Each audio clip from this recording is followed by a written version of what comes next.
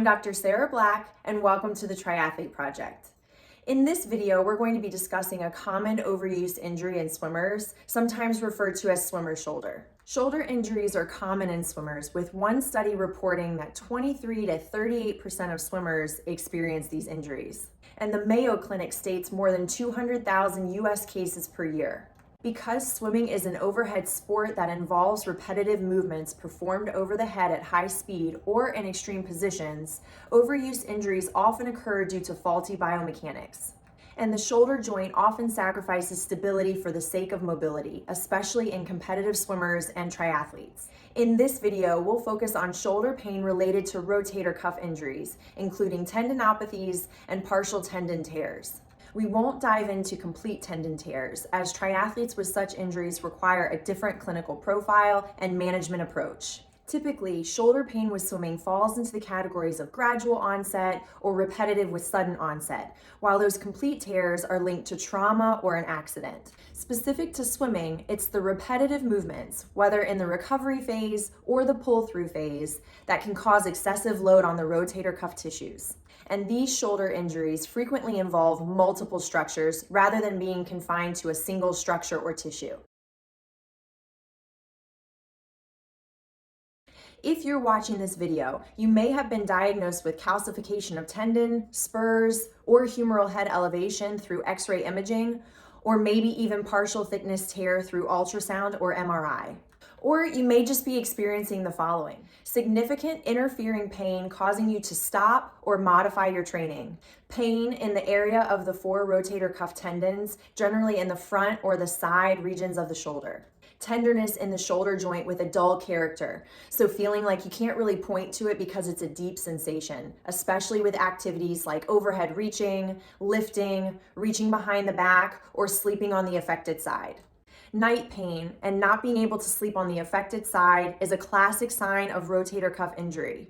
Pain that gradually increases over time and has been there a while. Growing weakness of your shoulder muscles over time and maybe even decreased ability to move your shoulder. And maybe even local swelling. It's crucial to distinguish between rotator cuff tendinopathies and other common injuries such as adhesive capsulitis, cervical disc disease, osteoarthritis, thoracic outlet syndrome, complete rotator cuff tendon tear, shoulder dislocations, subluxations, fractures, and biceps labrum injuries. We'll start with a brief review of the rotator cuff muscles and their actions. Then we'll review normal and faulty swim biomechanics as we break the swim stroke down into its different parts. And last, I'll show you ways to self-assess, analyze, and address these issues on your own. First, we have the supraspinatus, responsible for abducting the flexed arm and ensuring shoulder stability. It's the top contender for rotator cuff tendon tears. Next is the infraspinatus, handling shoulder external rotation and stability. And we have teres minor, another external rotator contributing to shoulder stability, and it's the least prone to tears. Last is the subscapularis, responsible for internal rotation and adduction, also playing a vital role in shoulder stability. These four rotator cuff muscles, in tandem with the other shoulder and scapular stabilizers, are key players in propelling you through the water and facilitating your body's movement over your arm during swim strokes. Understanding their distinct functions enhances our grasp of their role in the swim stroke. In swimming research, the swim stroke is typically divided into two main phases, each with further subdivision. The first phase, known as the pull-through phase, is segmented into three parts. The initial phase, also known as the catch, the mid phase, commonly referred to as the pull, and the late phase, also referred to as the exit. Following this is the recovery phase, which is divided into early and late subphases. In this video, we'll use the terms initial, mid, and late for the pull-through phase, and early and late for the recovery phase to maintain clarity, as each division corresponds to specific muscle activity. To identify the source of your shoulder pain, we need to pinpoint its occurrence within the swim stroke. Does it happen during the pull-through phase, characterized primarily by adduction and internal rotation of the shoulder, which then stresses its posterior structures? Does it arise during the recovery phase, where the shoulder is abducted and externally rotated, impacting the anterior structures? In this segment, I'll break down each phase, highlighting the muscles involved in a normal, pain-free shoulder, concerning the position of the shoulder, elbow, and hand. During the initial phase of pull-through, as the hand makes contact with the water, the shoulder is internally rotated, the elbow is flexed, and the palm faces outward. As the arm enters the water in an abducted and internally rotated position, the upper trapezius, rhomboids, supraspinatus, anterior and middle delts are engaged to abduct the shoulder and facilitate upward rotation of the scapula. Simultaneously, the serratus anterior reaches peak activity during hand entry, stabilizing the scapula against the thoracic wall and optimally positioning that shoulder joint for efficiency of the arm's overhead movement. Notably, the serratus anterior and subscapularis remain active throughout the entire stroke in a normal shoulder. Following hand entry, the hand moves down and outward, accompanied by slight elbow flexion and a combination of shoulder extension and horizontal abduction, initiating the S-shaped curve of the stroke. When the hand reaches the deepest point in the stroke, the mid-pull-through phase begins. There's variability among swimmers, but it typically initiates with shoulder internal rotation and horizontal adduction. The shoulder quickly transitions to 90 degrees of abduction, full internal rotation, and extension along with elbow flexion. Muscles involved in this phase include the pectoralis major, teres minor, subscapularis, and serratus anterior, contributing to shoulder internal rotation and extension. The late pull-through initiates when the arm is perpendicular to the body and concludes with the hand exiting the water. During this phase, the latissimus dorsi is engaged first, followed by the posterior delt, and finally the middle and anterior delts, contributing to the hand's exit. Early recovery commences as the hand exits the water, involving shoulder internal rotation, extension, and abduction, along with scapular retraction. The middle deltoid, supraspinatus, subscapularis, and infraspinatus play active roles in this segment of the swim stroke. In late recovery, the shoulder is abducted and internally rotated in preparation for hand entry into the water. The primary mover in this phase is the infraspinatus, responsible for controlling the internal rotation of the shoulder.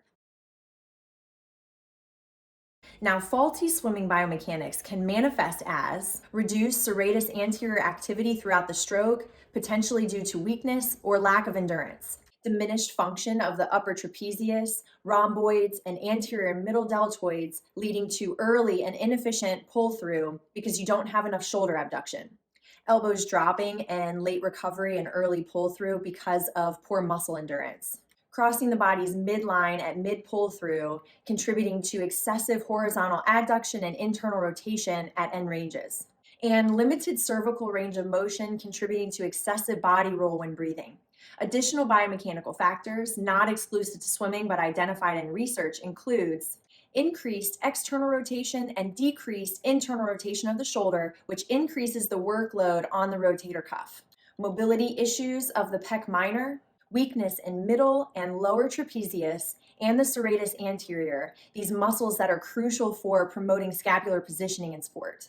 Limited joint proprioception, or the joint sensing where it is positioned in space. Quick fatigue of the dynamic stabilizers in the shoulder and the scapula, and weakness of the posterior rotator cuff muscles, which are essential in preventing the anterior and the superior translation of the humeral head. You can find instructional videos on our YouTube channel that guide you through recording a swimming self-assessment. And we've already covered potential findings in your swimming self-assessment in the faulty biomechanics section. Now, it's crucial to take into account the onset of your shoulder pain and the specific stroke phase to guide your next steps for the self-assessment and exercise plan. Several self-tests and movements are available for you to assess the condition of your rotator cuff, and we'll review some of them in this video. However, as a physical therapist, I strongly advise you consulting with a local physical therapist who specializes in sports injuries to evaluate your shoulder pain and determine your readiness for exercise. Let's begin by assessing your cervical range of motion. Are you experiencing pain or stiffness when rotating from one side to the other? This can affect your breathing pattern, leading to an increased body roll and then excessive force on the internally rotated arm on the pull-through phase in the water. For shoulder external and internal rotation range of motion, lie on your back and gently move your forearm backward for external rotation and forward for internal rotation. Ensure your opposite hand is on your shoulder to prevent any forward tipping of the shoulder blade, which could impact this assessment. The painful arc test provides insights into the subacromial space where various tissues converge, including the rotator cuff tendons. If you experience pain or discomfort between 60 and 120 degrees of abduction and not within the ranges of 0 to 60 or 120 degrees and above, your rotator cuff muscles or tendons may be affected. Keep in mind that this test is not specific to those rotator cuff tendons, but it serves as a useful initial assessment that you can perform on your own. To evaluate pec minor flexibility, lie on your back with a pillow under your elbow, ensuring that the shoulder and elbow are level. Ask a partner to press the shoulder blade straight down toward the ground. If the back of the shoulder blade cannot reach the surface, it suggests limited mobility in the pec minor, which may contribute to shoulder pain during either phase of the swim stroke. To assess supraspinatus, perform the empty can test by flexing the arm in the scapular plane with the thumb facing the ground. If this is not painful, have a partner gently press down on your wrist and observe for any additional pain, discomfort, or weakness. To evaluate subscapularis, perform the lift-off test, placing your hand behind your back and attempting to lift it away. Difficulty in doing so may indicate weakness or issues with the subscapularis. To assess the infraspinatus and teres minor, perform the hornblower's test. With a partner, flex your arm to 90 degrees in the scapular plane and try to move your forearm up and back as your partner resists. Any pain, discomfort, or weakness during this test may indicate issues with your infraspinatus and/or teres minor. To test your middle and lower trapezius strength, begin by lying face down. For the mid-trapezius, extend your arm to the side and lift it without shrugging or tipping your shoulder blade forward. If you can lift it with proper form, have a partner apply gentle pressure to your forearm to check resisted strength. Difficulty in this may indicate mid-trap weakness. For the low traps, extend your arm diagonally overhead in a Y position and lift it without shrugging, tipping your shoulder blade, or bending your elbow. If you can lift it with proper form, have a partner apply pressure to assess resisted strength. Difficulty suggests low trap weakness. If your middle or lower trapezius are weak, you may struggle to maintain optimal scapular positioning throughout your swim stroke. Assessing the strength of the serratus anterior is crucial, as this muscle is active throughout the entire swim stroke. Stand facing a wall with hands at shoulder level, slightly wider than shoulders width. Push into your hands away from the wall. If you observe winging or shrugging of the shoulder blades, it suggests weakness in the serratus anterior. These self-assessments will guide you in identifying specific concerns, enabling a tailored approach through levels 1 through 3 exercises for each issue. Address any overtraining or overloading concerns. If self-assessment doesn't reveal any issues, consult a professional for assessment. Identify likely impairments or training errors and rule out any significant tissue issues.